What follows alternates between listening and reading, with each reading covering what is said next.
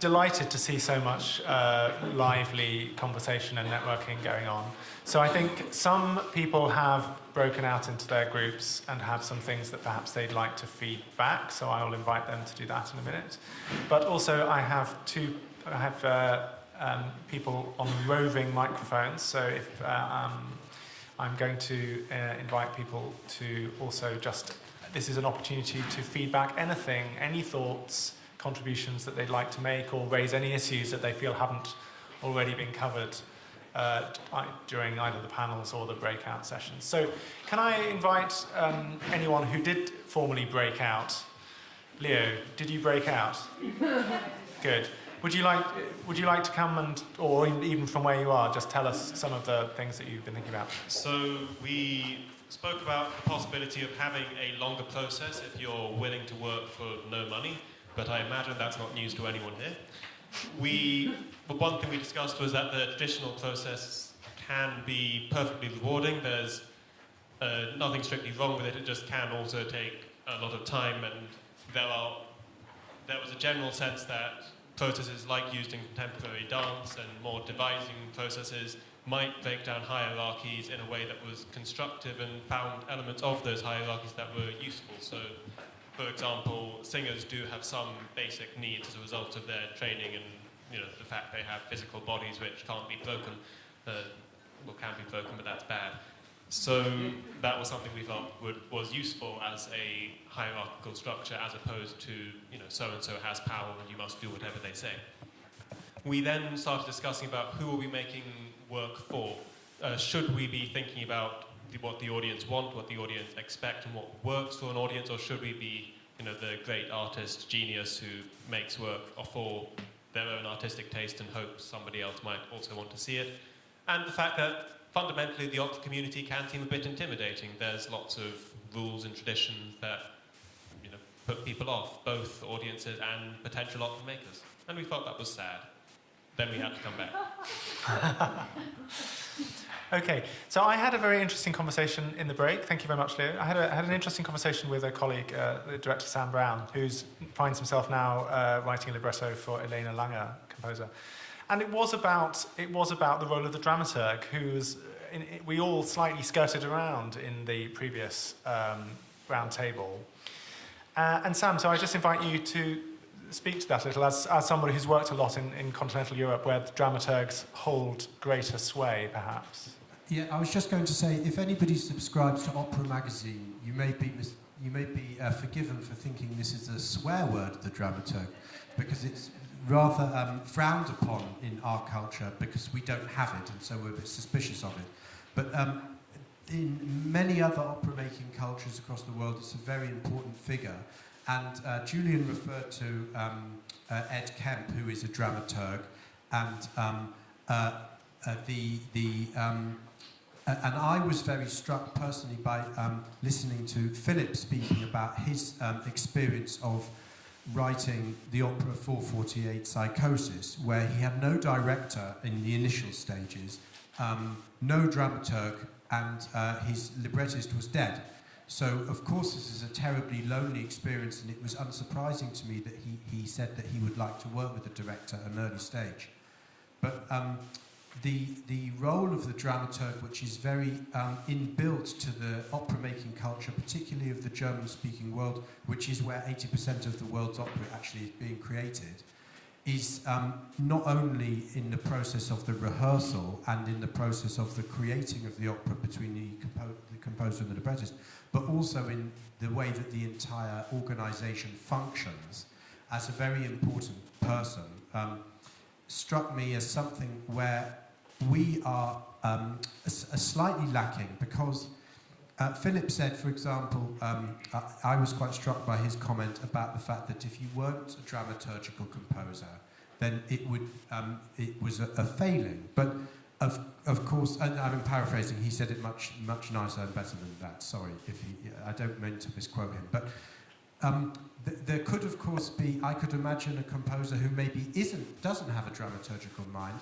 but has something to communicate, and there is another person in that triangle or square who can help the composer to express that. And in the conversation on the panel just before, I was very struck by how everybody in the triangle, the director, the composer, and the librettist, is taking a little bit of that role, and indeed the producer, is taking a little bit of that role for themselves. And it's obviously so important that perhaps we should look again here, in this country, as to whether or not, if we think that job is so important, whether we should have somebody who does that.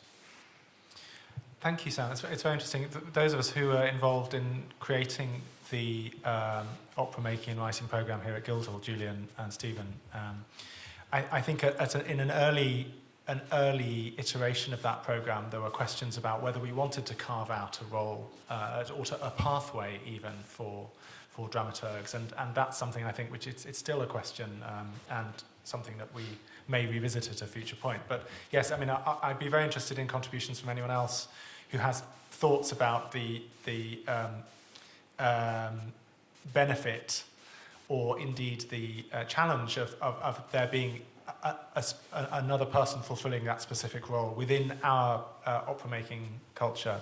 Michael, I see you're itching to speak. Sorry, I don't want to add too much to what I said, but I think what I would like to add to the dramaturgical conversation, and I agree, but it's a unique role in opera, so it needs to be a musical dramaturg. And that's the provocation I would come back with. So it's someone who understands composition and dramaturgy as a single thing. Anyone else like to add to that? So can I invite, this is a moment when this is really a free-for-all. If anyone would just like to make any observations or raise issues, questions, provocations that they've perhaps covered in private conversations that they'd like to share with everyone, or indeed just any reflections on the day or things that have been raised. Yes? Just a tiny thing. In our group we mentioned, thank you, how can we make librettists more noticeable? And I was saying, always say both names if you know them. So up here somewhere you say, see, Mozart and Schikaneder. So if you're talking about the magic flute, it is not just by Mozart. It is also by the librettist, who was incredibly important, because that's the only opera Mozart wrote like that. So learn the names of the librettists and say them when you mention an opera, and thus create a new way of talking about this wonderful collaborative process. Thank you. Great. Be the change you want to see. Absolutely. So, yes, Nikki. I don't know if I'm jumping ahead this because I know we're having a formal launch of this wonderful new librettist network, but I just thought, look at all the people in the room. I don't know, haven't met, half of them. I would really value, if it's not too much work for someone, for everyone to input 3 lines about what they do, what they're interested in. So as a record of this event, if we all give our emails, we can have our first 100 or however many people that we know who are doing what. Great. Well, I think Ruth will speak to that very shortly. Anyone else?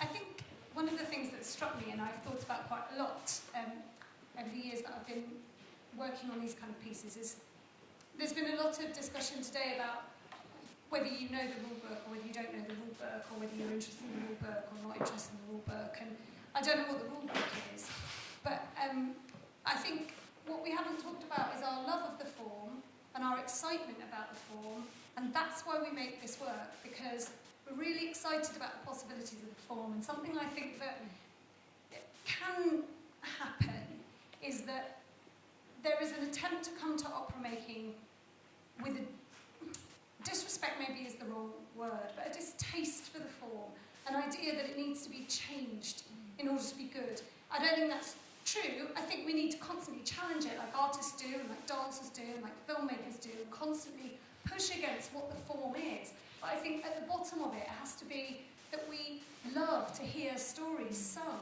and we want to experiment with the possibilities of that. If we don't love to hear our words sung, then we should be writing poems or novels or other wonderful art forms. So I think that's, I think we really need to say, I love this art form. and I see its challenges, and I see where it kind of gets misguided sometimes, and there's some things that I love and there's some things that I really dislike.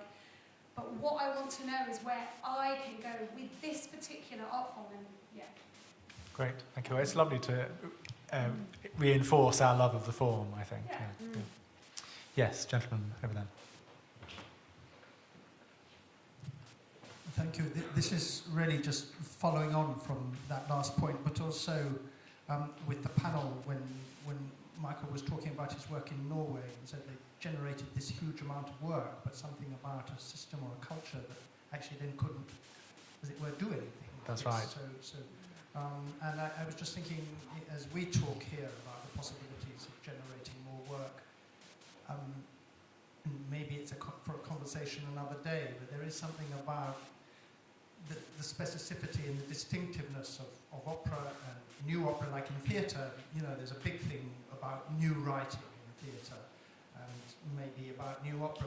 But who is this for and why in a post-Brexit age? What is it that specifically new opera might contribute? You know, this is perhaps a conversation for another day, but I kind of probably ought to pursue it. That's really interesting that you raised that, and it. I had a conversation earlier in the afternoon in which someone said it's interesting that we're not really talking about the politics of the form and the ways in which the politics of the form perhaps sometimes are are problematic, or indeed the means of production are problematic. I mean, I think those of us who work in opera would say it's a fantastically luxurious medium in which to work, and I think even making the small-scale work that has been talked about by a number of people this afternoon, even making work on a studio scale for a black box space on a relatively small budget, it's still fantastically luxurious. And I think that's something, obviously, that I'm sure our minds will be concentrated on this question as we move into our bright and glorious post-Brexit future. Would anyone else like to chip in at this point? Yes, please. Yeah, just regarding this you said you talk about the form. I would like to know, what do you think is the form? How you would define the form? If anything you can strip expensive things, what would be left? What's the minimum thing that would define? Okay, this is an opera. Stories told with music. Because for that you just need one person singing, right? Yeah, of course. But I guess my thing is, why does your story need to be sung? And if you can't answer it, then tell it another way. Yeah, it has to be a good story and everything. But I mean, if you could do a one-person show, maybe, like they do in other forms. There are plenty of one person, very successful one person operas. I mean, can I make a provocation at my own at this point, which is to say, do they have to be stories? Some of the best music theatre pieces I can think of have been devoid of straightforward. Now, I'm thinking of some of Heine Goebbels' work. I mean, one of the music theatre pieces that I think the sensation of sitting through has remained with me most strongly is a piece by Heine Goebbels called Hashirigaki, which is made from a Beach Boys song and some Gertrude Stein poetry. And it's no narrative, but it has such an extraordinarily strong aesthetic and expressive world that is created by this incredibly minimal material. And I mean, I think there are lots of composers, fewer in this country where we tend to be quite narrative and textually driven, but there are plenty of composers in other arenas who are making work that isn't predominantly narrative, that's conceived much more theatrically. And I think that's, I think this is, if you want to make work of that nature in our environment in the UK, it's quite challenging to pitch work like that. I don't know if anyone here has had experience of that. I certainly have. Yeah. Yeah, the difficulty would be on if it's if you're pitching an artistic collaboration more than if it's pitched more to geared as an artistic collaboration rather than necessarily a text or librettist based relationship with the composer. Say I am a director, a theatre maker as well as writer, and I will use whatever I need in the collaboration.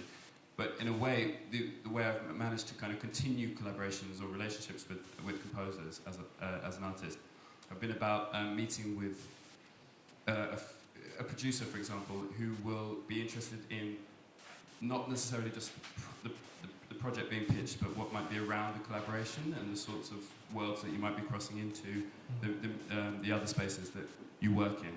And I think that's quite tricky, to find people who will actually not necessarily bankroll a production, but encourage the collaboration. Great, thank you. Nikki? One other word I didn't have heard today in relationship to opera is film. I actually think film, and this could be a whole new conference, that film is somewhere that opera could go quite successfully. And I was quite stunned the other day. I don't know if anyone's seen the film Jodorowsky's Endless Poetry. He just has some people talking about, what it's like to be a poet. And one of the character only ever sings operatically. She's in any scene she's in, everyone else is having an ordinary chat and she simply sings. And it's quite electric. And I've just not seen it done before. And it just seemed to me at any sort of scale like that, but also in much bigger collaborations, we miss a trick if we don't include film. Yes, I guess there's the sort of taxonomy there of operas that include film, of which there are a number, but operas that exist entirely on film, like Robert Ashley's work, or indeed other younger artists, Michel van der Aar, what have you. I think these are areas. I think. Has anyone here, just as a show of hands, has anyone made work that's video opera or opera exclusive? Yeah, Leo at the back. Yeah, great. So this is something that people are engaged in, and I know that certain people at the school have been doing this in the past. Thank you. Anyone else?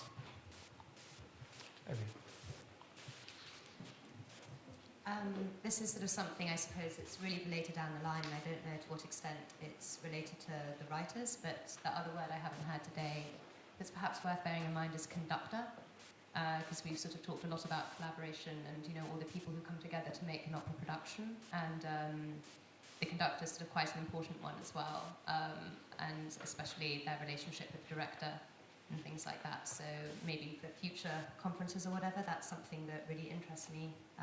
So yes. I'm very happy to talk about the role of the conductor, but maybe not right now. Your Joe. Can I Yeah. just add something? Thank you. Going back to the definition of the art form, and I think we quite often fall into the trap of defining opera, defining the art form by the production models that are currently in place. Opera has a lot of people, opera is very expensive, opera is very luxurious when it doesn't need to be. And immediately I think of Peter Brook and his definition of theatre. A man walks across an empty space while someone else is watching, and that's all I need for an act of theatre to occur. So I think we could adapt that definition to opera and say something, a man, forgive me the gendered aspect, a man walks across the space whilst using the unamplified voice, while someone else is watching and listening, and that's all we need for an act of opera to occur. So again, finding the lowest common denominator, the basic of the art form, without all the apparatus that we can use indeed, but that does not define the art form, will actually free us to create in a wider range with a bigger palette of possible operas. It does not need to be done in a certain way or another. We have so many options in front of us. No, it's very nice. It's a lovely point to make, Roger. And I hope you won't mind me quoting him. He's not here. John Fulljames saying, he has an endless queue of people coming to him who want to write, composers who want to write 75-minute chamber operas for an ensemble of 12 to 14 instruments to be staged in the Limbri, and in that format. And so he's actually very curious to meet people who want to do anything that isn't that. Any way of using the resources or the strategies of opera to make work that isn't absolutely contained within that form. So I think I would encourage people to think about that. Great. I'm going to invite Ruth at this point to come and talk to you and to formally launch the Librettist Network. Thank you very much.